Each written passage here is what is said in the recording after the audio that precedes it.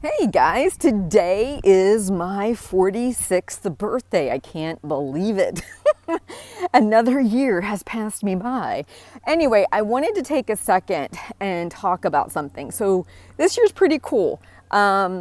It's not only my 46th birthday, but it's also my 10-year anniversary of maintaining my weight. And I just thought it would be actually really helpful to talk a little bit about how that's changed, like how that why evolves over time and how the motivation to doing the healthy habits also changes over time. So like when I first started all this, everything felt freaking hard.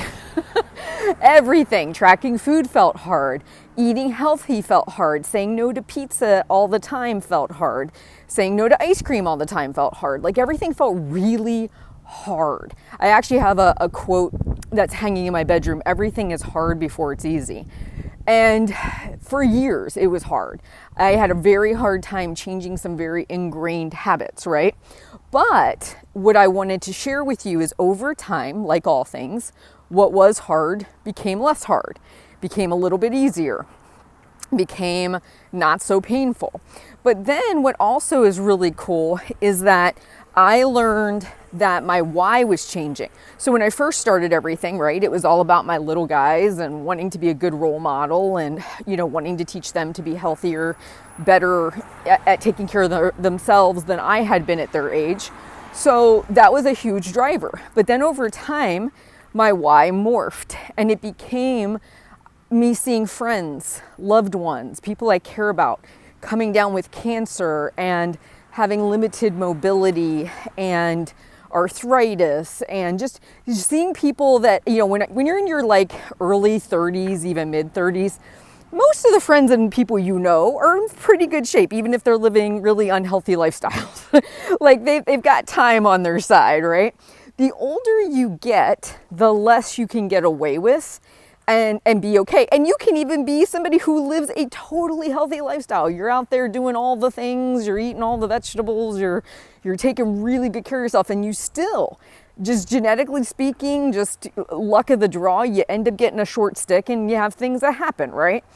But I started to say, I have that second half of my life I'm looking at here, and I realize that I have a body right now that's not fighting cancer. I have a body that's not limited on what it can and can't do. I physically feel good most days, aside from little pains and tweaks here and there. So my goal now, and my kids are older, right? My goal is that I want to live my second half in a really healthy, strong, fit body as much as I can. I can't control everything. But I think it's interesting to see, again, going back to people don't think about maintenance, they don't think about the long haul.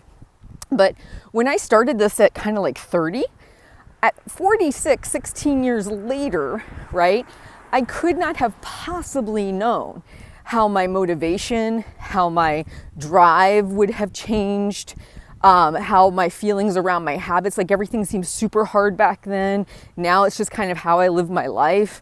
It does change over time, and that's a really good thing. And I want to talk to you from this place because when all you see are people starting and stopping, they drop a bunch of weight, you don't hear anything else from them. It's like, okay, but what's that after story? Like, what does it look like 15, 16, eventually 20 years out? How do they still feel? Do I wake up every day clicking my heels together to do all the things I do? No, most of them are so rote and repetitive at this point, I just do them. I don't have to feel anything to do them. But I also don't feel angsty about having to do them. So I don't feel like it's a punishment to have to go for a walk, right? I don't feel it's a punishment to have to eat my vegetables.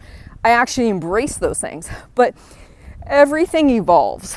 And I think the silver lining to the story is, one, you can keep your weight off.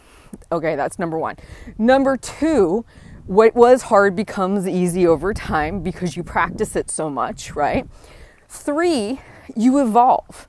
Like, don't ever think you have to feel motivated to do this from the same place every single day of the rest of your life. It's going to change. The me at 65 is going to feel different, or 66 is going to feel different than the me at 46, right?